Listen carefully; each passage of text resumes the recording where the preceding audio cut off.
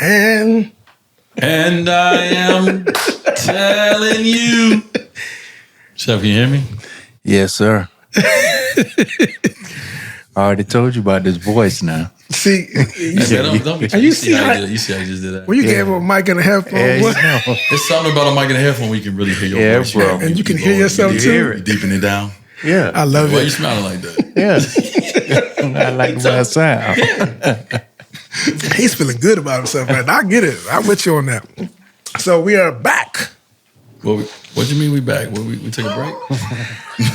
Well, you know what? I felt like I've heard that phrase. We back more than once from a show. So we're back, but we're back.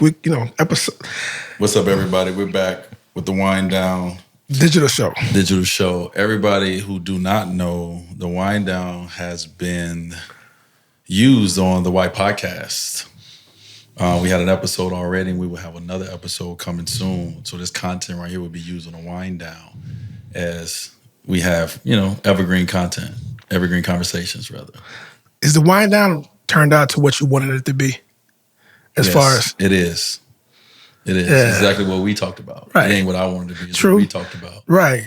And obviously it's more. We would love to grow it, and we would love to have the real vision of where we want to go. But right now, in this small space, the content, the conversations that are coming out of the Wind Down are the conversations that I love to have, and True. that I think are great conversations for, especially as me and you as men, and as men listening, and even hopefully some women that can, that want to listen to men. All women don't want to listen to men, but the ones that want to listen to men and see how we think and what we're saying, and especially as we, as older men, I think it's just a great platform to be able to, to be able to do that. So I enjoy sitting here having a glass of wine, talking a little shit.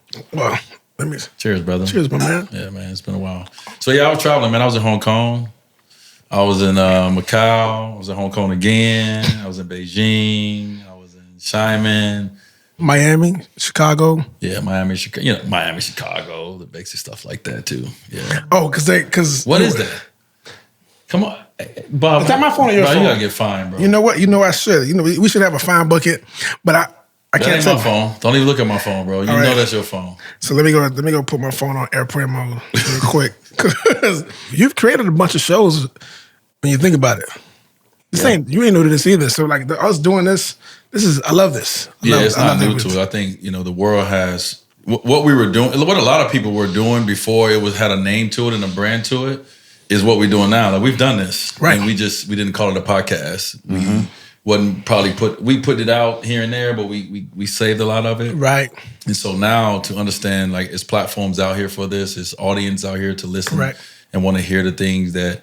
Experiences. All we're talking about is experiences and our thoughts, on topics. Mm-hmm. But it's good to hear because some people out there are going to have similar ideas and thoughts. Some out there are not going to know what to think, and then they're going to hear what you say and say, all right, or I never thought of that. And some will disagree. But it's great to have this platform to be able to have conversations about, all the things that we talk about when the microphone is cut off. Mm-hmm. Yeah. So there's a lot of things to cover, but the first that I want to cover is the WNBA Draft. A lot has happened since the last time we spoke. I think we were in the middle of Final Four, or the middle of the March Madness season, and now the draft has happened for the women, and everyone was watching it. Like, that was pretty dope. Like, we were at the airport, and you was like, I gotta go watch this draft. Yeah. Like, you was invested. Like, I felt like, and last time I said you did that was when the Heat was drafting many years ago, and you were like, I want to watch the draft. Was it Bam? No, that was the year. Justin Winslow. Justin Winslow. It was at my camp. Yes. In Miami, my and you was camp. sitting in front of the TV. Yeah. Same experience. And I'm like, yo, he is like, I got on the plane last. Yeah, I got on the plane well, we were flying from Miami to Chicago to LA. We had to do a little statue talk, a little statue visit in Chicago. Right now we're in the midst of, obviously everyone knows a statue is coming. No one knows the date, no one knows what it is, but a statue is coming. But it's a process to the statue. True. So we were at our second phase of going and, looking at the statue and giving notes. And so we were flying back to LA. and the draft was on. It was on, and it was just like, yo, we went in there and they had all the TV on, all kind of things. I'm like, Kenny, get the draft on, bro. And so they put the draft on right in front of the bar. We sat there, we had some drinks, and it actually came on on the third pick. That was the first pick I seen, and that was the pick the Chicago Sky had. And so it was cool sitting there, man, getting the chance to watch. Once I've been watching the WNBA draft the last few years, and I've seen the growth of the WNBA draft. I've seen the growth of, of what people are saying on Twitter and what TVs are covering, whatever the case may be. And so now to sit there and to see other people maybe like looking like, what are they looking at? Why are they so excited? It was cool, man. It was cool to kind of do that in an environment that wasn't about basketball, right? And also too to see it's so much more room for growth, because everybody in there should have been at the TV. Chicago was drafting, and we were in Chicago. Right? But a lot of people were probably flying through, but I'm sure their team was there too. So it was a cool experience, bro, to be able to sit there and watch us get the third pick and the seventh pick, and watch how those picks that we got. Those are really the foundation for Chicago Sky going forward, with two young stars, coming out of Camila Condoza and Angel Reese. They've been stars since high school, and probably even before we knew them. And so to be able to get both of those two together in the same draft as we in a rebuilding place as a Chicago Sky, as a franchise, that's a win. So we had a great summer. When we didn't have any draft picks coming into the summer. We didn't have any momentum to move forward, and this is the groundbreaking draft class of this new era that we're in, and so you want to be a part of it. And we were able to be a part of it and get two of the best players in the draft, two of the best 8 players in the draft, and so that's a win. So was that the plan, was to get those two? Or did you kind of forecast that? No, well, yeah. I mean, obviously, the GM has done an amazing job in Chicago.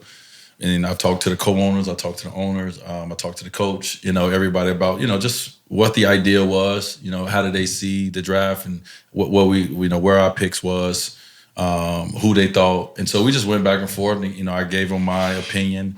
I watched film as well. Hey, send me film. Let me look at the film. Let me let you guys know what I see. And so we couldn't get Caitlin Clark. We knew that. I think we all knew we wasn't going to get Cameron Brink. She's LA was going to grab her with the second pick.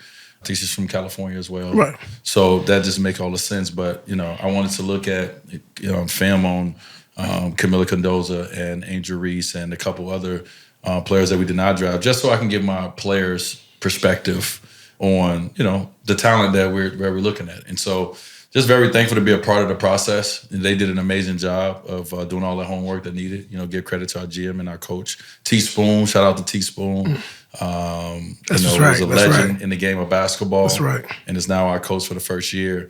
This is her first draft. And, and Angel Reese is somebody I know that she really wanted. And for her to be able to get her at the 7th pick, that's a huge win. Major. And she fits Chicago. Yes, she do. You're from Chicago. You gonna mess with Angel Reese because she about that life. She about that like let's go. You know what I mean?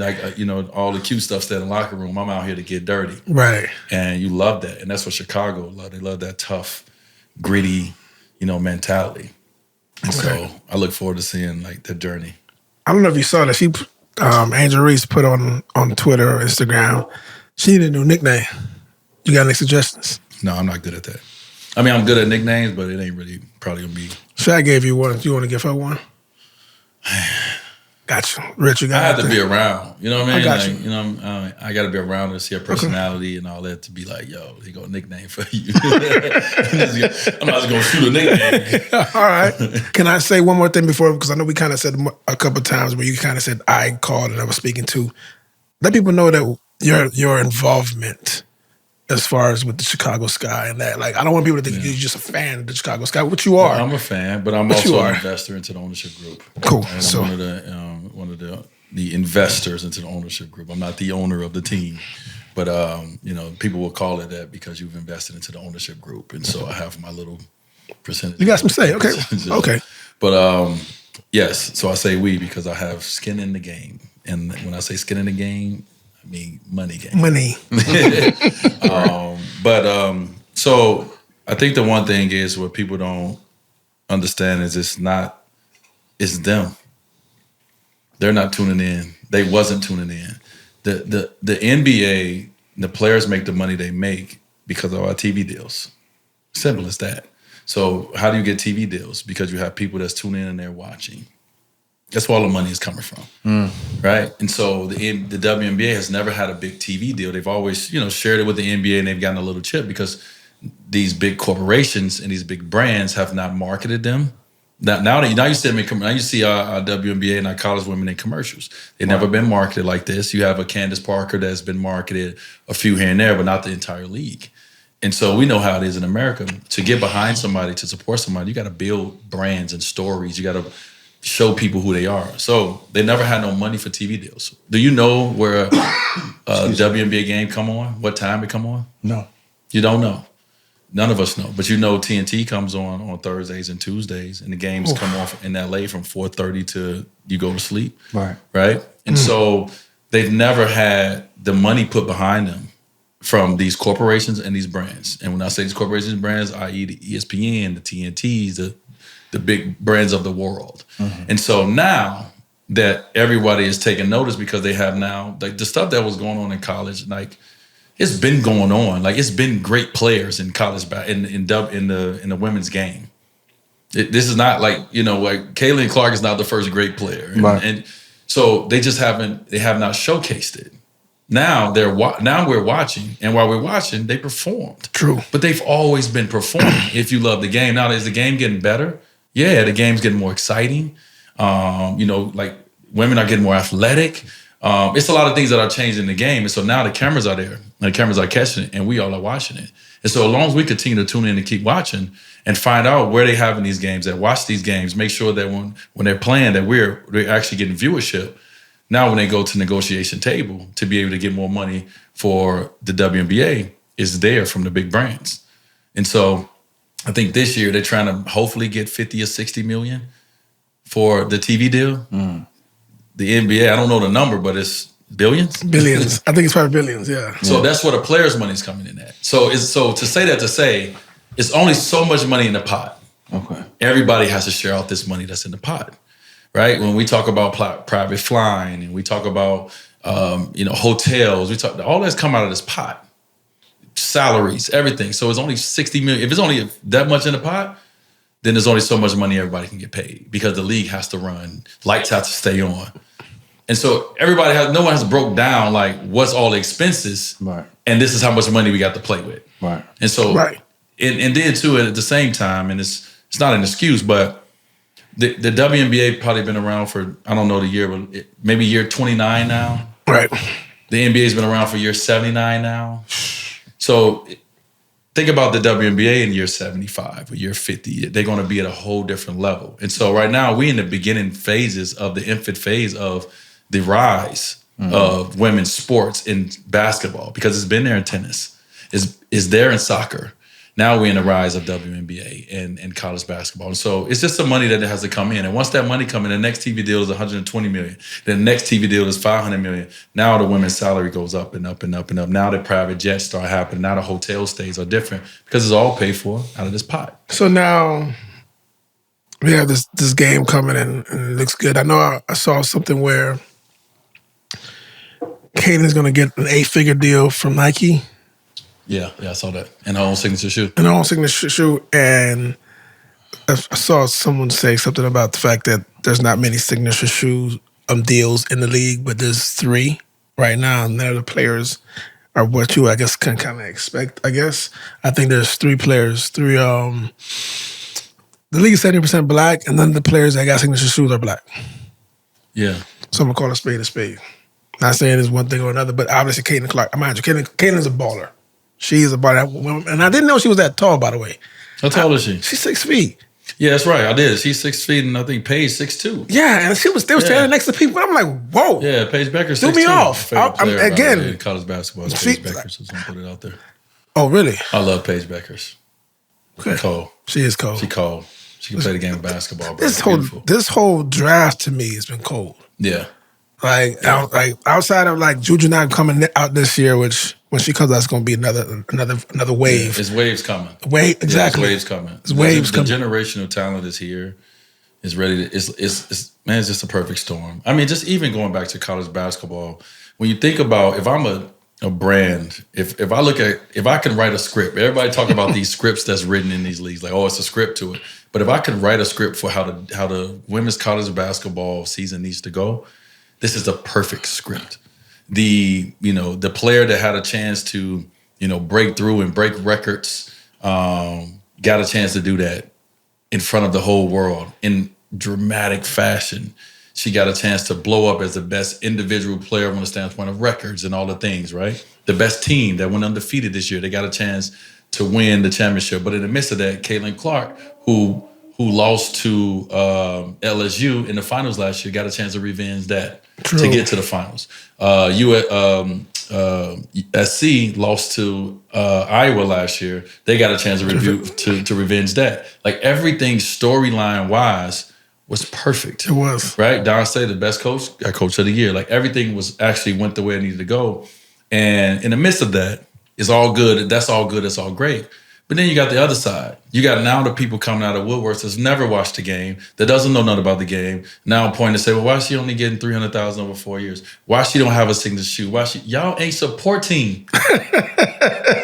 How you gonna say why somebody ain't got something if you ain't supporting them? Like they ain't got signature shoes because no one has been.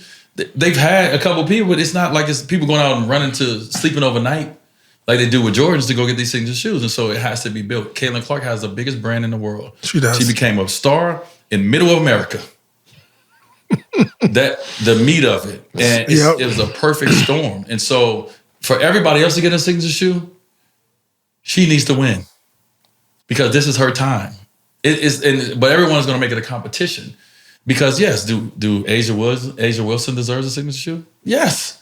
They haven't been giving out signature shoes like that. And so if you're looking at it from a fan, you're like, well, why she get to come in? She ain't accomplished nothing in the NBA. And Asia got 2 MVPs and 2 championships and this and that. She don't have one. That's not how it's been working. She will get one, but she coming in with a fan base that's incredible. It's worldwide. So the money is going to go behind where they know they're going to get their money at.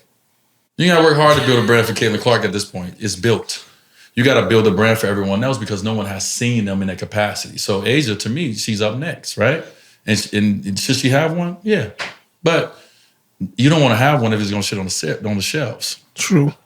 And so now this is, to me, like Caitlin coming in and getting this massive deal. This just opening up for everyone else. You got to have one person to do something before everybody else can do it. And so this 8-figure deal, this signature shoe, okay. So now she set a bar. If you're that great, you need to be trying to get that. And so I love it. But it's going to be a lot of hate about people who don't really understand how brands work when it comes to giving signature shoes and all these things. They're not giving a signature shoe because they want to. They don't just give signature shoes out, especially a brand like Nike. There's only a few guys in the NBA that have signature shoes. And it doesn't even move weight like that always. True. So this is a money game, man. Y'all got to understand. So Caitlin Clark is coming with a whole brand of young girls all around the world that can do what Caitlin Clark do and they want to be her. We're going to buy her shoes. If Kav want to hoop and she wants some Clarks, she wants some Clarks. And so, the world like to make it black and white. It's not just black and white, in all instances, but you got to understand the game and play the game. And so be patient, wait for your opportunity, and know that what's meant for you is meant for you. And this is meant for her right now. And it shouldn't be no hate on it because she's going to bring light to all the areas that you need light to be brought to. And if she's really good in the NBA, in the WNBA, like she was in college, everybody making money. Let's support her.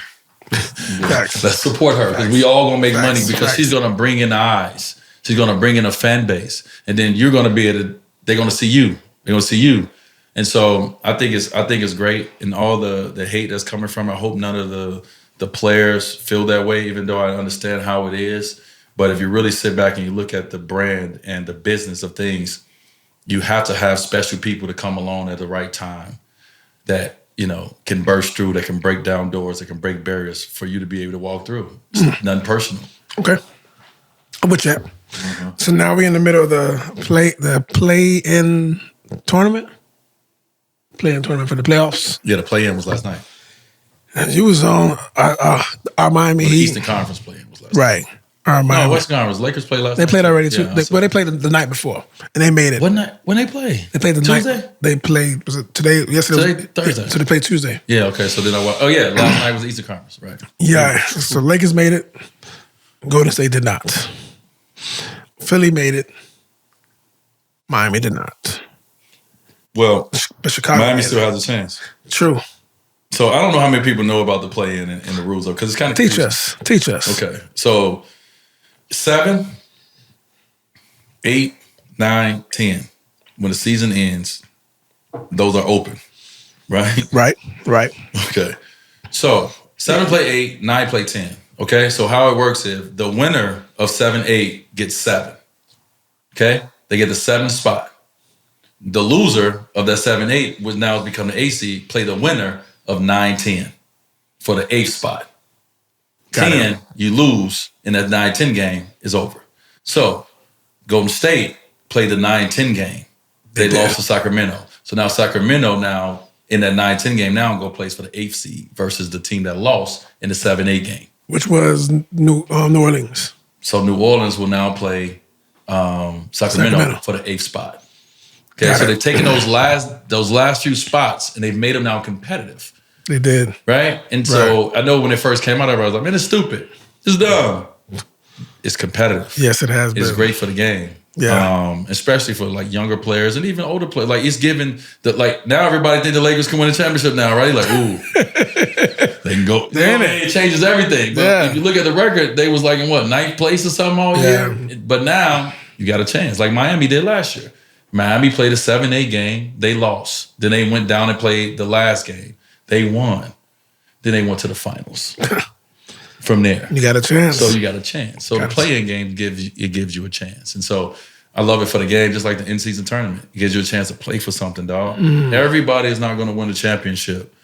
I don't care how great you are. I don't care how good you are. Everyone's not going to win, but it gives you an opportunity to play for something along with the chance of your career. And maybe you can win a play-in tournament, or maybe you can win, an in-season play-in tournament. You can find other ways to feel like a champion outside of, I got to win the Larry O'Brien to be a champion. You know how hard that is? Although you got 3 of them, just yeah, that was hard. Yeah, some people get, some people, it's meant for some people and some it ain't meant for, but it doesn't take away anything. But the NBA has given now other opportunities. Got it. And it's been great for the game. So the next thing you got to figure out is the All-Star game, which everybody's complaining about. Once they figure that out, they're complaining about something else. But right. That's the next thing because they've done a great job of adding and making the NBA season that we all look at as a long season. I ain't gonna watch every game. I'm gonna give you some other moments to watch that is not just these playoff games. I'm gonna give you an in-season tournament that you're gonna watch. Then I'm gonna give you this playoff tournament that you're gonna watch before we get to the playoffs. Okay. So viewership, eyes are on the money. Follow the money. That's a bar. Follow the money. Follow the money. So if I'm one of these TV juggernauts, and you're gonna give me more things that people gonna want to tune into to watch my channel, I'm gonna pay you money for that. So the NBA is giving them more IP. I'm gonna give you this play-in. I'm gonna give you this insert in season. That is more IP. Yep. They figured it out. But now this season coming or this playoffs, who do you see coming out? Looking at what coming out where to coming out of the East and coming out of the West as it stands right now. Man, that's tough, bro. You know I don't do that. Them bull crap predictions. Throw something against the wall and see if it stick. Right? Hey, sometimes it does. Sometimes it doesn't. The only thing I look at is who I think can win the championship. Who do you think can win the championship? I think Denver can repeat. Okay. Not because no one can beat them, because they can be beaten. I think their game is perfectly oiled for this moment. You ever see Joker get the ball and be double teamed and throw that mug back alive to Aaron Gordon without looking? They know each other. They know they can feel each other. They know where each other is. Most of these teams are still figuring themselves out. Guy just came back from injury. Guy this and that. We try to figure out our defense, our offense. They are a well-oiled machine. And so when you get into the playoffs, you don't got time to be getting rhythm, to be getting in shape. You know what I mean? All of these things that players are doing, they are already well-oiled. And so if they're going in healthy, they're the favorites to do it again with, obviously an MVP player. They can get MVP every year. And then you got another star in Jamal Murray that we saw that last year since he's been back from health, but he also got the perfect role players. KCPs of the world, the Aaron Gores. They got amazing coaches. So, like, for me, they're the front runners, not just because they won a championship, because they came back with the bulk of their team. They lost Bruce Brown, but the bulk of their team, and they're still just as good. They might have tied for first in the Western Conference. I know OKC was first, maybe they was first or second, but they still just as good after winning the championship, and they know their game. And so, for me, I'm going to pick them if I had to pick someone to win a championship. So Lakers have no chance against them? I didn't say that. Okay. I said we all feel the Lakers. Like when LeBron's on the court. True. Every time LeBron played, we all think he got a chance, even though we watched him be like 9 and 10 the last 3 or 4 years. Right. It's like the Cowboys. Hey, they got a chance. So yeah, LeBron's playing. Yes, he can win a championship. But okay. More than likely, the numbers don't provide that he can. But you put him in a series, you think you got a chance, right? Right. You got the best player. If I got the best player on the floor, if I got the smartest player, if I got this. Wear tested. I got a chance. Everything got to work out. Now, I wanted my brother D-Lo. Hold on, let me see. Shout out to the boy. I got to show him. Shout out to the boy, the brand. You know what I mean? They got my guy D-Lo over there. I want the Lakers to be in the finals because we're way going up. Let's go. I'm just telling you from a basketball perspective, the team. And so, unfortunately, they have to face them. But if they figure out a way to dethrone the champs, then now everybody like, well, the Lakers are scary now. They are. They would be. Get the popcorn ready. Let's see what we got. Let's see what Brown and AD and D-Lo and these guys got. I love it. I love the fact that they didn't duck them because I know. Did you see that report where they were saying that they should probably sit Brown and AD so that they can avoid playing Denver? Yeah, that's why you don't listen to people. It's like that's like Rick's telling you that he don't know nothing about basketball. Nothing. Hey, they should have sit. They shouldn't play them. But, man, that ain't how. You don't mess with the basketball gods. Don't go out there and blow a game and mess with the basketball gods. That's how people get injured. It's a lot of things that go on when you fucking with the game. Don't fuck with the game. And that's what I love about the approach of the Lakers. They didn't mess with the game. They came on to approach their game how they supposed to. Now, we ain't worried about trying to get an easier match and not get the. We think we can beat them. They think they can beat them. I like that. They want that smoke. You can tell the way they play. Like, they want that Denver smoke. I love it. And maybe they can. They got to show us because they got swept last year. So we ain't coming in saying y'all can just beat them. They swept y'all last year. So I look forward to seeing this, man. But don't listen to the Richards of the world about sports. He know knives. He know seasonings. He know nothing about no damn basketball. So why are we gonna listen to them talking heads? All right. So now, with the end of the season, the Hall of Fame class has been announced. The new Hall of Fame class has been announced. You did that last year. Does it feel like, oh shit, like I kind of did that last year? Like, do you see, like, looking at that as well as the Olympic team has just been announced as well? Yeah. Like, looking at those two things, like, do you get, like, nostalgic? Like, what do you feel? I mean, you know that you've been a part of those things and you know how cool they are, you know? I think for me, I just look at it like, man, it's the brotherhood that I'm a part of. The Olympic team is forever. I'll be a part of this Olympic brotherhood. The Hall of Fame, whoever gets in, they're a part of this brotherhood. And so that's how I look at it. You know, nostalgia. Yeah, I look at the Olympics like, oh, I remember in 08, boy, but that's it. You know what I'm saying? And so all the players that's playing for the first time, all the players that's trying to get a gold medal for the first time, you want them to enter the brotherhood, you know, the gold medal brotherhood. And so I hope they accomplish that. And yeah, so that's kind of how I look at it, man. It's like, oh, you know, the life goes on. You know, we keep seeing it, right? The game keeps growing. And so I'm excited to see like what players can accomplish things that no one has ever accomplished. And when you had it, you had your chance. When it ain't your chance, when you don't have it no more, it ain't yours. Don't be a hater with it. Let's see what somebody else can accomplish, because all it is raising the bar for the next generation. All right, what LeBron is doing is just raising the bar so high for the next somebody who either born right now or not born to try to catch. But that's our game. That's how our game keep going like this, because it's bars to reach. And so, man, I love it, and I can't wait to see the Olympics this summer because it's gonna be good, bro. For one, the Redeem team getting a chance to put that story out is exposing what we went through in the Olympics and leading up to the Olympics and in the Olympics that no one gets to see. And also, too, what exposes, even from my standpoint, is the role that you have to play. Right? You got to know where you go on this Olympic team. You see that squad? It's Avengers. Everybody ain't gonna better be 30 a night like they are in the So you got to be able to say, okay, what role am I going to play? So someone could look at my doc.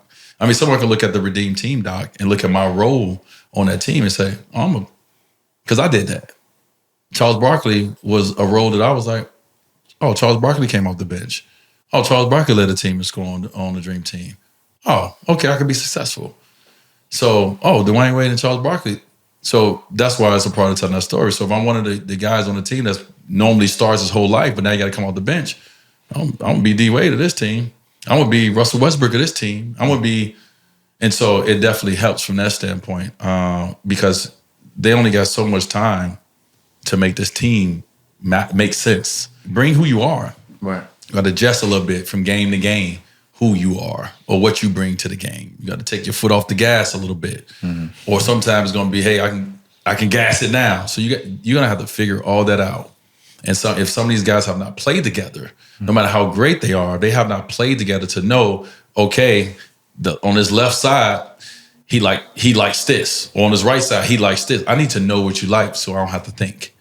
But sometimes you're thinking because you don't know, right? And so I think it's so hard to win a gold medal now that the talent of the world has caught up. At first, you just be more talented than everybody. We're gonna outrun you, outjump you. We're just gonna be outstrong you. We're gonna intimidate you with our presence. That's gone now. Most of the NBA is overseas players, so they know your intimidation factor is gone. Know when Mike used to walk in that ring. Mm.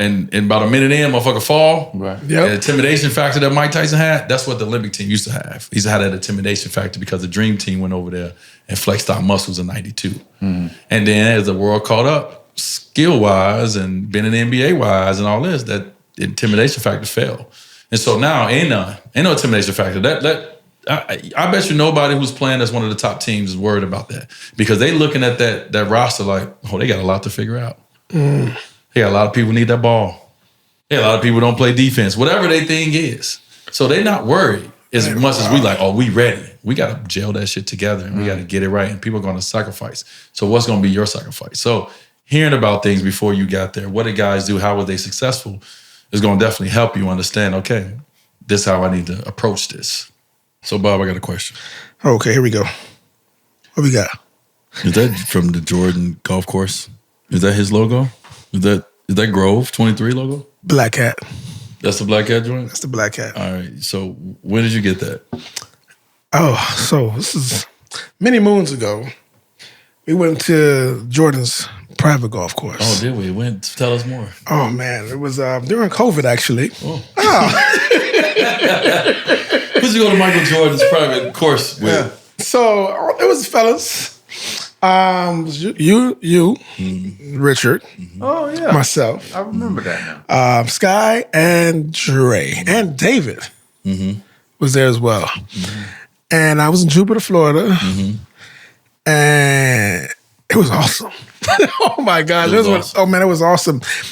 So I'm trying to let people know who golf, because mind you, I'm not even the biggest golfer. I haven't hit a hole in one in Pebble Beach or nothing like that. Right. But there are certain rules about golf that I've always appreciated, or not appreciated, or just kind of just had to just deal with, right?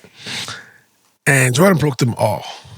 In the sense of you can drive your cart right to the anywhere. Right to it.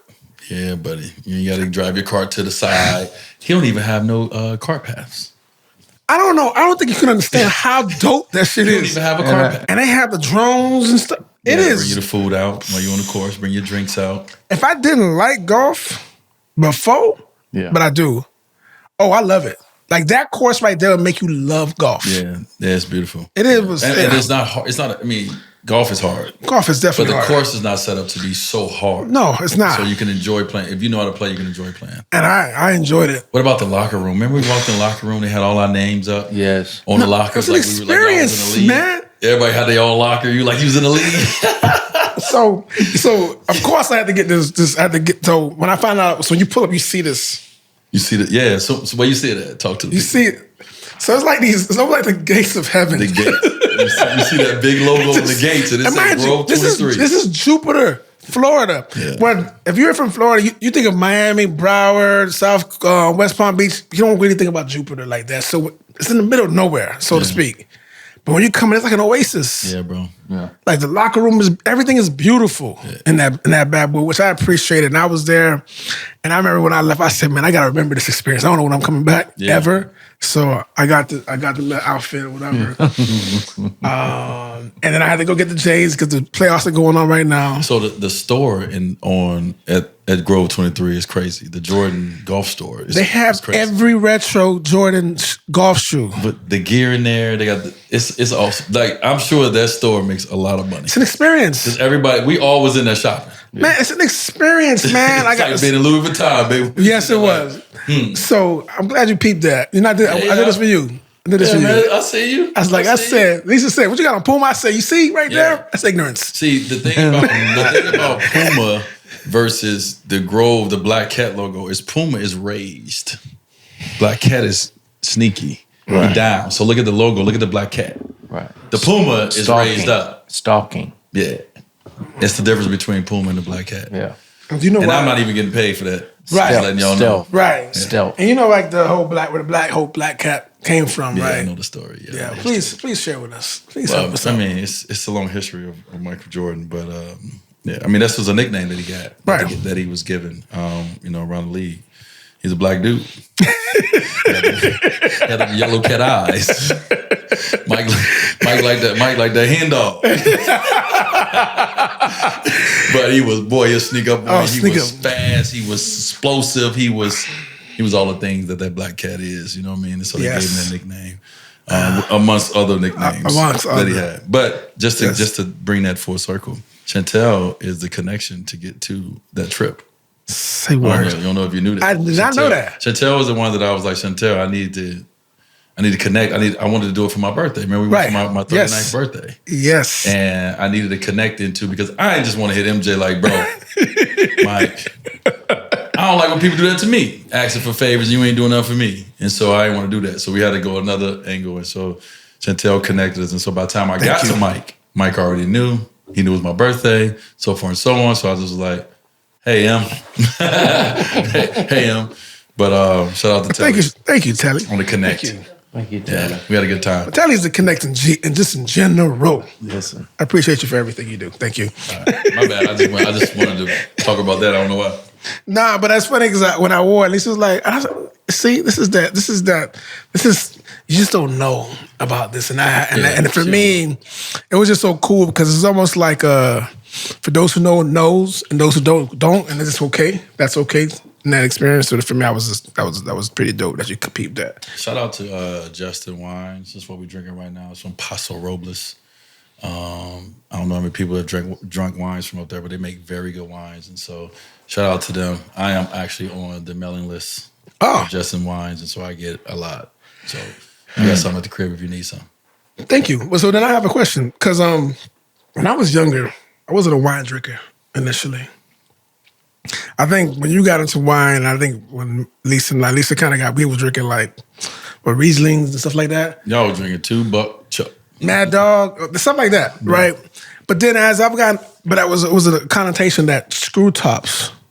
Oh yeah, it was. Yes. It's cheap. So please educate us that for those who don't know. Listen, because I was like, is that screw top? Because part of me was like, but then I know it's not one answer to this question that you're asking me. Okay. So it depends on who you're talking to. You can talk to somebody and they can say, oh, it's not cork, it's screw top, that's cheap, it's weak, it's this and that, and they can give you all the reasons why. Then you can talk to somebody else that can tell you the benefits of the screw top versus the cork. So it's different. You know how it is, man. This is how tomato. Do you like the wine? Right. Do you like the brand? At the end of the day. You know what I mean? And so it's great, by the way. Yeah, it's like we've been told, we've heard things about the wine space. Right. Has made it to keep us further away, because you know what I mean. Once you start throwing all that language and all this stuff in, it complicates it. But this, you know what I mean. When the screw top seals it, but the cork seals it differently, and so you're gonna get probably a different. Like if this was screw top versus cork in the same wine, you may taste a difference because of the way it's been stored, the way it's been cared for, the way it's been made, the maintenance of it with the screw top versus this. But that doesn't make it cheap. Doesn't make it bad wine. That it may have a different taste because of the way it's been, the way that it is, right? The way it's made. And so it's a real bad PR that Screw Top has, and they need a new PR team. No, They need a new PR team, bro. Because in the wine space, they got messed up in the game. Yeah, give me a Screw Top bottle. You know what I hate? Struggling with a cork sometimes. Trying to put it back. Fall in the wine. I have a bottle in my cellar right now that is still halfway broken, and I haven't been able to open it up, and I'm still stuck because I can just push it in, and I literally just left it. And I got lazy with it, I'm not gonna lie. And if I had a Screw Top, I'd have been drinking. I look at it like levels, right? Like it's the visual of a cork that's different, right? It's something about seeing somebody put that wine and hearing that pop, hearing it, right? Putting it in there, watching them do this, and then that do feel good though. Satisfying. That's it. I'm going to work out down at Greg's tomorrow. I haven't worked out with a trainer in a minute. I'm gonna actually go down. To the actual place? I'm gonna go down there. I want a little workout experience. He gonna kick your butt. Oh, he about to tear my ass up. Like weights? Yeah. Because he's got built lately. Like he's been showing pictures of his really? six-pack. Yeah. So he in it right now. So bro, he about to tear me up. But I need the challenge right now. Like I just need something that's gonna tear my ass up. I just need a challenge. You want a mountain bike with me? Nah, I'm cool on the bike. Damn. My knee don't respond well to the bike that much though. Really? It shouldn't hurt the knee. Yeah, but it's a lot of this.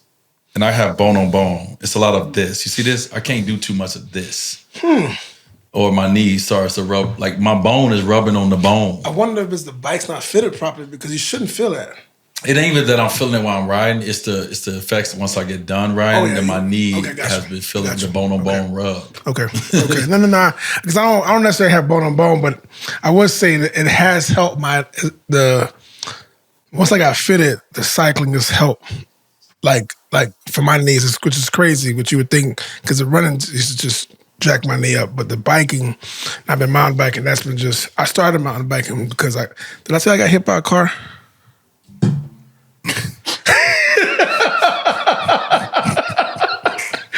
So let me tell you right. So it's a story. I know I'm just throwing this in there, but look. So no, listen. And mind you, this is not to scare anybody about cycling because at the end of the day,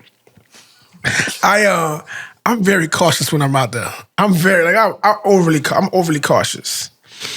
But when I didn't trust my gut like I should have, I wasn't hurt, by the way. No kids or cats or anything was harmed in the filming of this process. But I was it's actually on the way to the Hidden Hills house, right? So I'm over on Valley Circle, right about to go over the bridge. Bike lanes, if there's a turning lane, the bike lane's on the inside of that lane.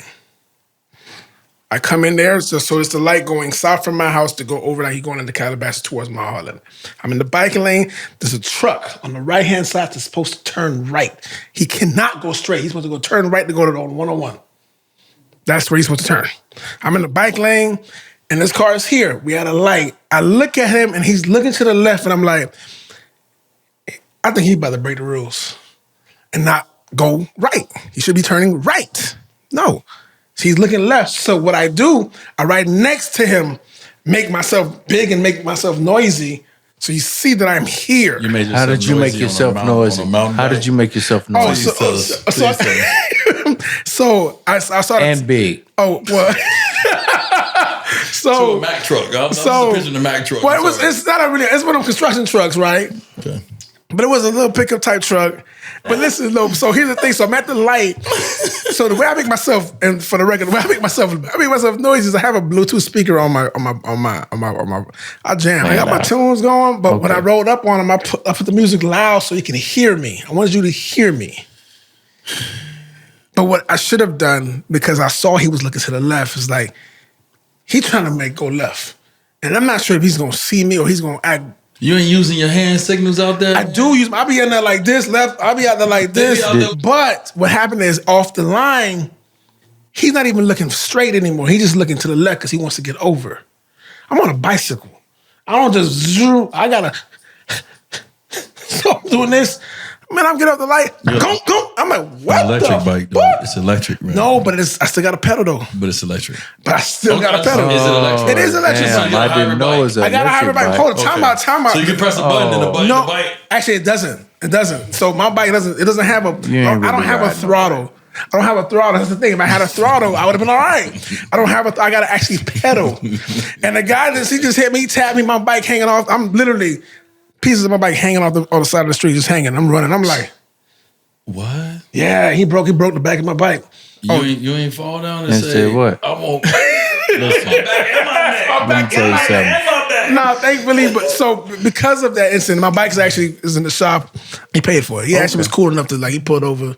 So I appreciate homie. I ain't called over. But do you hear about what happened with a man in Toronto with the gambling? I ain't heard nothing about it. Let me tell you about it then. He got banned. He's a lifetime ban. I did hear about the lifetime ban. And he made millions of dollars for whatever. And only made from gambling, for what I understand. Again, if I'm lying behind the memes I read. Like $20-some thousand. So you basically risked. Did I say that right? Risked. Mm-hmm. Millions of dollars for $20,000? Risked or risk? Risk. With a K or a risk. T. I just want to know which one you're talking about. Risk. Or risk. R-I-S-K-E-D. Risk. You know, I got a Haitian Miami tongue. Oh, bro, I be messing words up all the time. I be just chopping it up. But now, do you think this is something that's going to continue to happen? As far as, because the thing is, because gambling now has become legal, right? And sports, right? And you see, and do you understand what happened with his? From what I'm lying behind what I just watched, but what it was he bet on a parlay, where the parlay was that he would make basically 2 3-pointers. And on the days that he knew he was going to play, he bet like gobs of money that he was going to make less than 2 3-pointers. Yeah, he bet on himself. He took betting on yourself to a whole other level. A whole nother level. Bet on yourself and double down to a whole other level. Well, first of all, I think it's a lot of unclarity around the gambling, right? We know that the NBA and sports this has become a huge part of the game, the money, the brand, the game, and we need it. We need that. We need that finance. We need that exposure, all that. And so I definitely think it's going to be some trial and error. This is one of the trial and errors of it all. But ultimately, am I saying it right? Ultimately, yeah. I had a couple. I've been drinking. So it's been a great day. Ultimately, you can't gamble on the sport you play. You can't. No, you just can't. Not even forget betting on yourself. Like that's great. You can't bet on the sport you play. And so I think once you just clear that up, right. Now, if you do it, it's on you. And so, and Adam has to set that precedent. You know, unfortunately, I don't know this young man at all. And like you said, we don't really know the real story, but we know he has a lifetime ban. So they're not just giving out lifetime bans in the NBA. I don't even know no one who has it. Jeez. The closest person to ever have a lifetime ban was Pete Rose. In baseball, for doing the same exact thing. Right, in baseball. So I don't know all the story. I'm a big fan of Michael Porter Jr.'s brother. I knew of his brother because I knew of the story in Missouri. I didn't know of the whole. I didn't know it was his brother. I didn't know he was in Canada until I saw the jersey swipe that they did. Okay. So it's very unfortunate. It's obviously a stain right now on the family's brand and name. But hopefully they come out of it better. But ultimately when it comes to gambling.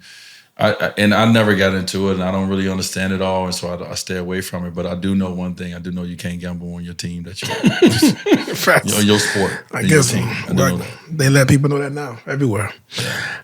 And then another current news: have you been watching this beef or rap beef? What? Yes, I've been watching it. So I'm in. You in? You feel invested? Who you got? I ain't got nobody. What you like? Listen, that's the problem. Everybody want to pick sides. I got to pick a side. I'm the consumer. You being entertained by it. Yeah, I'm being entertained. I'm not listening. First of all, I can't do nothing that neither one of these artists can do. True. Okay? So I'm not saying who's better than who. I like to listen to what I like to listen to. When I like to listen to it, it varies.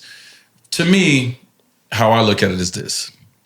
I play a sport, right? I played a sport. And in that sport, there's a lot of shit talking going on. A whole lot. It's a lot of I'm the best. I'm better than you. You can't fuck with me in moments in the game, right? This is what I come from. True. Which one thing that I miss from the game. I can't talk stuff across the airways about Prowley's bomb is better than Pampers. Like I can't do that. Like, right? That is not the same. That's not the same. And so how I look at it from what we're experiencing now, this is talking a little shit. This is, no, I'm better than you, or you know what I mean, and I got it, or I'm coming to get it.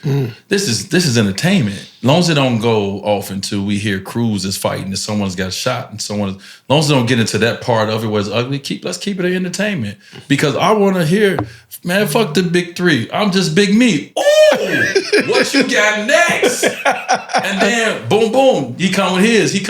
This is entertainment. I am entertained. I am buying. I am signing up to spend my money for the entertainment. And so as long as they keep it G, as long as they keep it a buck, as long as they keep whatever word you want to use, I think it's great for hip hop. True. Everybody talk about it. We talking about hip hop here. Yeah. Hip hop need a little, but we don't need the tragedies that come from it. But it's the styles, right? Like raw style is Miami. I'm gonna get on you. I'm gonna rank on you. I'm relentless, right? 50 has his style. Drake's style is cold. Drake gonna put a marching band in front of you. You gonna call you a drummer boy, and you gonna put a marching band out, and he gonna like Drake he go to levels that you don't even think about.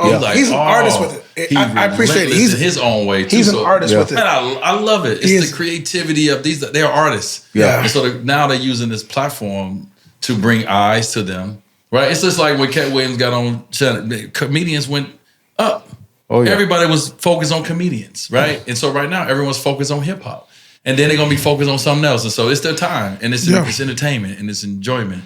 And so let's get some more. Let's get some more. It's just the way these ranks are coming. Yeah.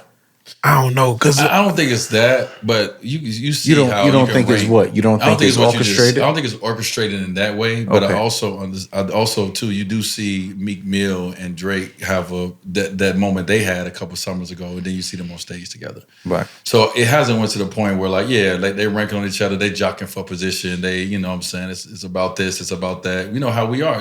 These are men. Yeah. True. It's about women. It's about money. I think I'm fresher than you. 100%. I smell better than you. 100%. I look better than you. True. That's what it's about. I'm better than you. Yeah. Right? And so it's that kind of vibe. But then at the same time, you see them at some point, they're going to hit the stage together, and it's going to be all Ross and Drake might jump on stage, and it's going to go crazy. So the money, it's entertainment. Yeah. That's what people fail to forget about all this stuff that we're so connected to, is it's all entertainment. Right. It's their job to entertain us. And are we bored with what's going on right now? Because it ain't been a lot going on in hip hop. Nothing.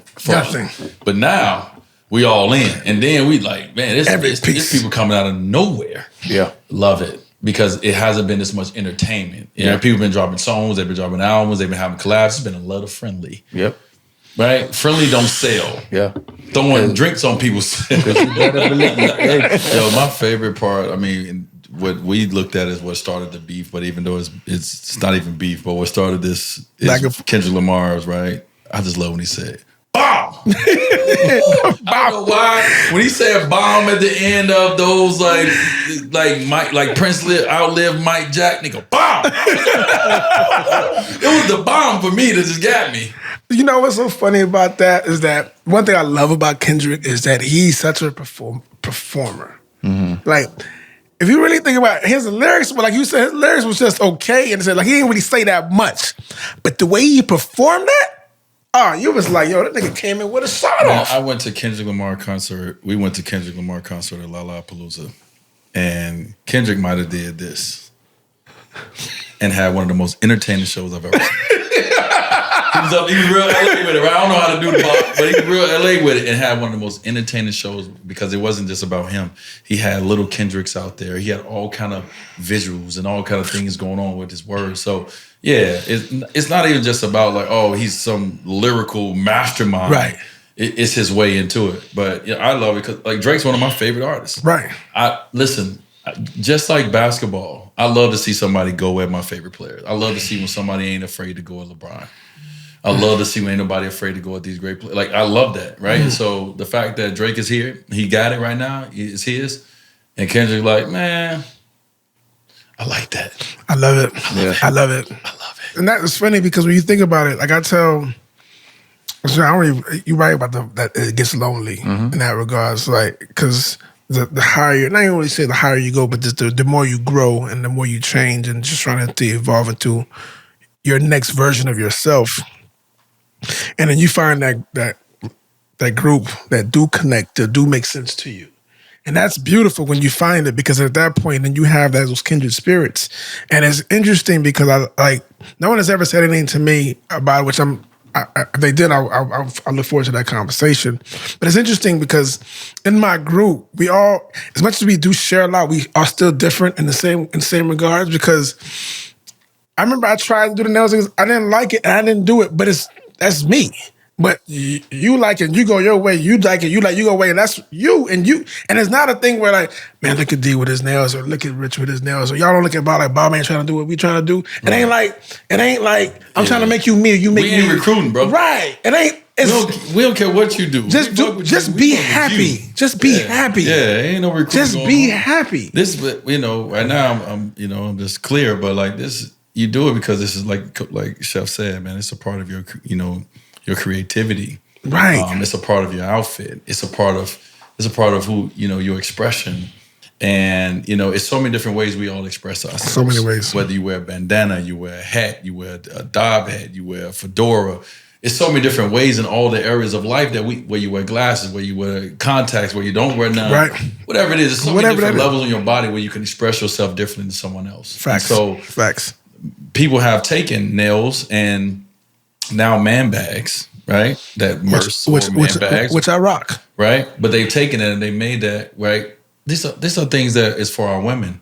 Leave that for our women, right? Because that's what was seen. That is the conversation. Like, all these things for women, so you got to be on that vibe, or whatever the case would be. And it's like, no, actually, I don't want to go in my pockets.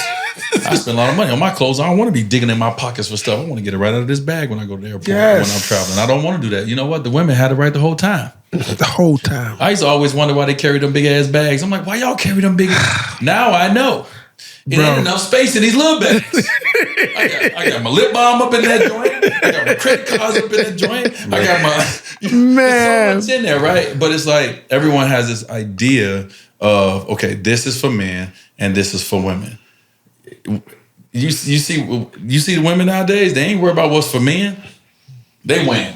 Iced out chains, grills, whatever we thought was for us. Women ain't worried about that. Y'all know I'm heavy into this fragrance journey. Yeah, we know.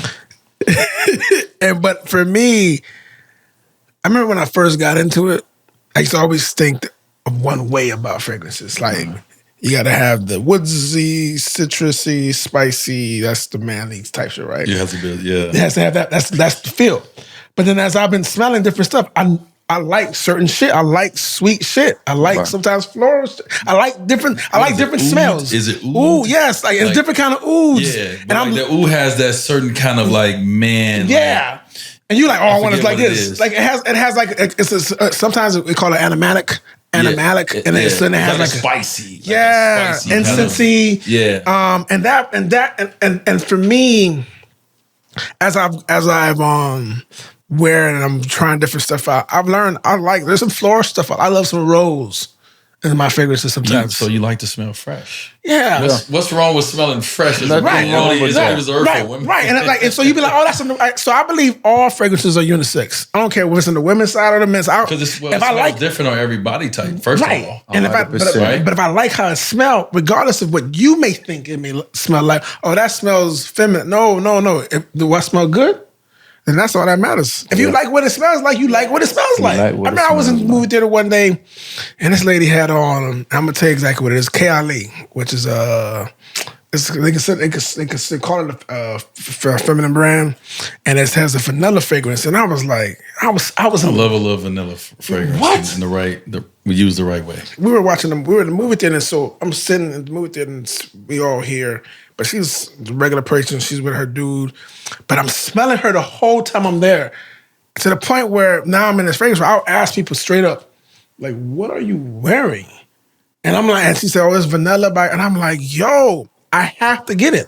Like I need it for myself. Not even for more so for anybody. I need it for myself. I want to get it for my wife. Because if I like it on me, I'm going to like it on her. And vice versa. Because at the end of the day, I feel like a lot of times when people get stuck into like, this is for this person, this is for that person. There's certain things that like, to me, if it's for you, it's for you. Regardless of who, ain't nobody gonna tell me what's for me if it's not. It's a box.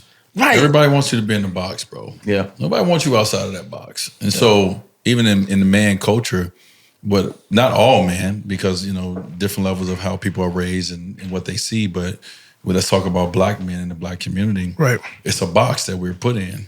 Right, we're viewed a certain way, and we view ourselves a certain way. We put ourselves in a box as well. Right. And anybody who get outside of that, you are ostracized. Yeah, Yep. we don't. You know what I mean? And so, I love the fact that I'm not in y'all box.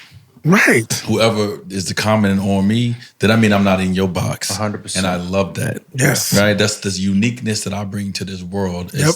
As an individual who was born into this world, this is my uniqueness. I don't fit inside your box. And I love the fact that I don't, because I don't care to fit inside of it. But and I think it's okay. But it's also okay to have different opinions. It's also okay if you be like, no, I ain't doing that. I ain't fucking with that. That's cool. That's cool. Move on. What's the next conversation? Exactly. It has nothing. What you feel about me has nothing to do with me. That's you. Your feelings. Exactly. I like me. I tell people all the time. As I get older, I'm starting to learn who I am. Right. I have a little narcissistic part of me, maybe a little bigger than this.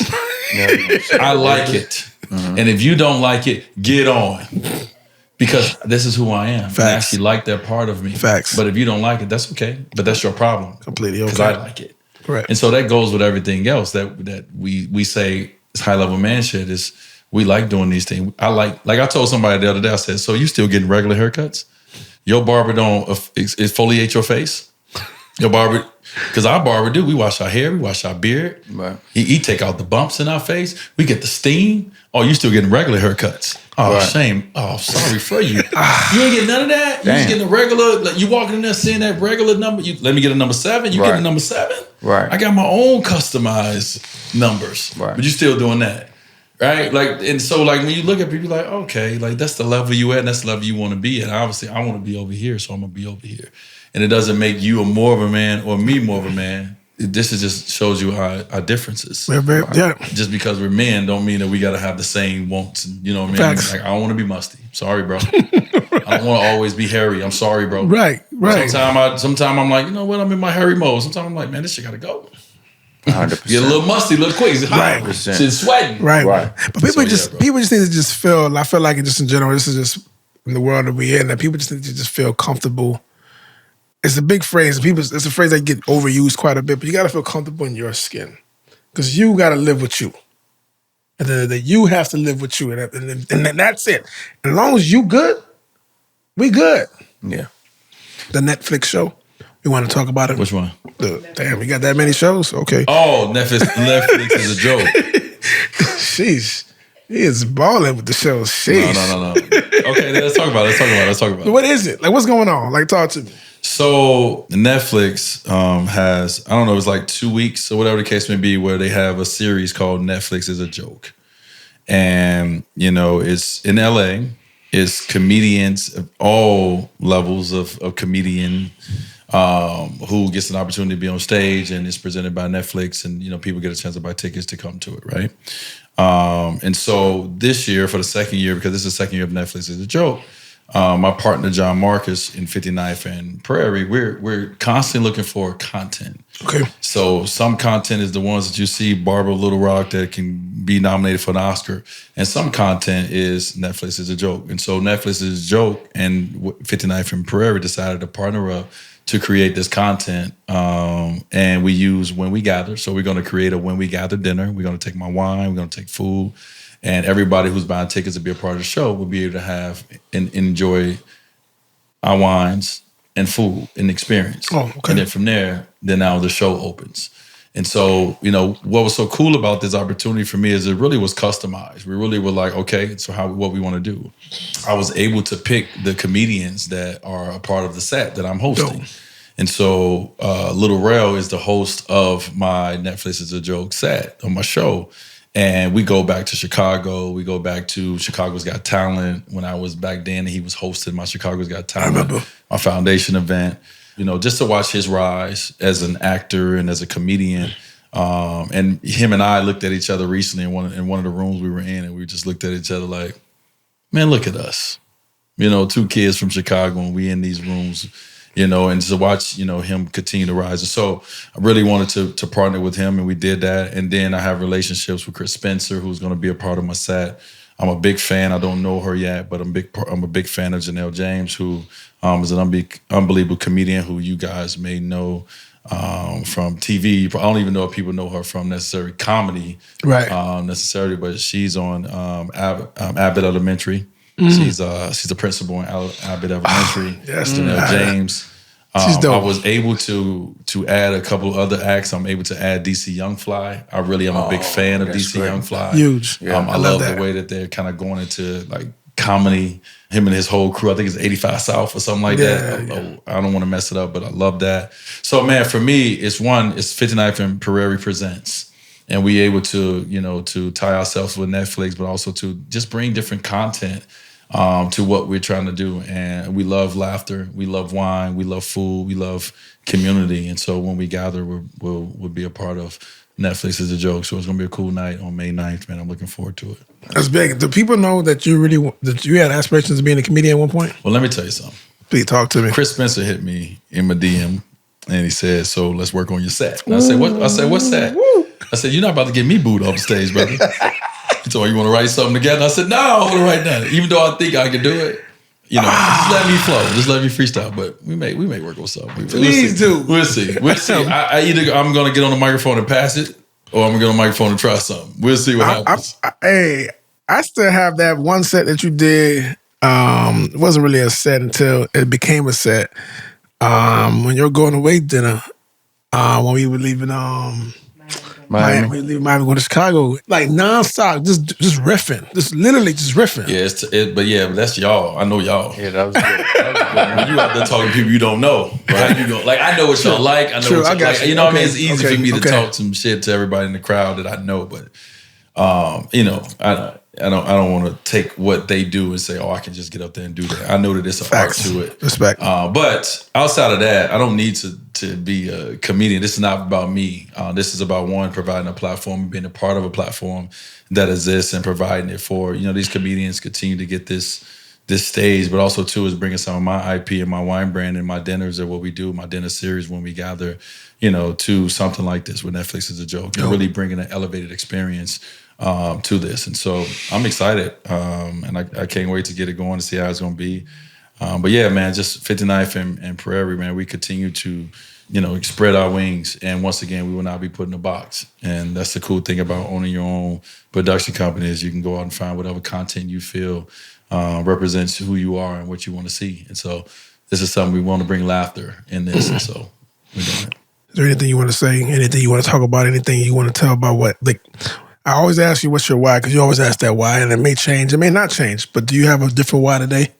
I mean, of course, I think every day, right? For me, I don't know about everybody, but for me, I think, I approach each day is exactly what it is, its own day. And, in that own day, it's things that's going to arise and it's things that's going to come up and it's going to spark something maybe different than you had experienced yesterday. And so, yes, your why is evolving all the time, right? And every day towards multiple things. And so, I mean, I think I've been on an intentional quest, right? And so, my whole 2024 was about being intentional. And so, my why is just that. It's just been intentional with everything I do. It's intentional in the moments that we spend together. It's intentional in business. It's intentional in private moments. Because I'm someone who understands that moments are fleeting. Because I've been blessed enough to have so many big moments in the world, but I understand that they stay there a lot. Mm-hmm. You don't get to take those moments with you. Mm-hmm. Only when we recalibrate those moments, right? We have that moment, but those moments really stay in that day. It stay in that moment. It stay in that time. And so, because of that, and I understand that, I'm about creating every day. You know what I mean? Because I can't live off of the past because it's so fleeting. It's not there. I can't touch it. I don't experience it no more. I'm about the present. And so in the present for me, man, it's just about doing the things that I need to do and that I want to do, that I know I'm going to show up to do, right? And being the person that I need to be and want to be and know who I'm going to show up to be. And that's how it's always been. And so it's no different in business. It's just, it's a little tougher because everything that I want to accomplish, it really has to, it doesn't all come from me, but the thoughts and the ideas of the lane that I want to go down, the expressway I want to take comes from me. And so that's the joy that I get to have, because I get to have days where I'm like frustrated as hell, and I'm like, I don't know what I want to do. I don't know what direction to give. I don't know if I'm being the right leader. I don't know if I should. It's a lot of questions I have for myself, but then there's some days when I realize, like, okay, you're being a good leader. You're being a good this. You're doing what you want to do. You're making this stuff happen, and that's daily. And so, my why is just to always be open to what the next day is going to bring, and understand that it's not always going to be. It's not going to be bad always. It's not going to be good always. But taking what's given to you, and which is the day, and maximizing it. And every day you get to wake up, that's your blessing.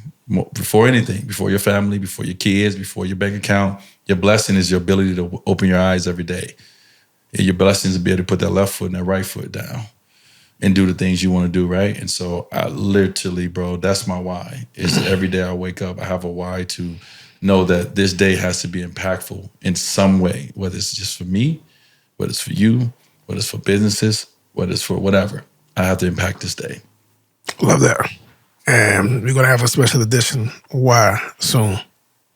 So, again, for everybody, thank you for joining us. And we out. One love. One love.